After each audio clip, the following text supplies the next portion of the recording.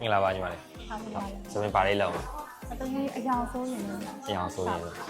အင်အောင်ဆိုရင်ဆိုစပင်းအင်းရဲ့ဘာလေးလောက်ထားဘူးလဲ အရင်ကအနက်တစ်ခါဆိုးဘူးလေဆရာတမီး နဲ့တခါဆိုနည်းနည်းလေးစင်နေဖျောင်းနေပါလေးတွင်းထားဘူးလား ဟုတ်ဖျောင်းတင်လိုက် အဲ့နဲ့တွင်းထား ဟုတ် ကာလာကတော့ညီမကပြရတဲ့ဟာမျိုးလိမ္မော်ညိုတော့ပေါ့နော်ကျွန်တော်အတက်နိုင်ဆုံးတော့အဆင်ပြေအောင်စိုးပေးမယ်နော်ညီမမျက်နှာလေးလိုက်တဲ့ဟာမျိုးဒီအဖျားကြီးရောနည်းနည်းလေးညှက်ထုတ်ပေးလိုက် ဟုတ်ကဲ့ နော်โอเคအဲ့ဒါကျွန်တော်တို့ပြောင်းလဲပေးလိုက်မလား ပြန်ကြ နော်ဒီမှာတစ်ချက်ကြည့်ရနော်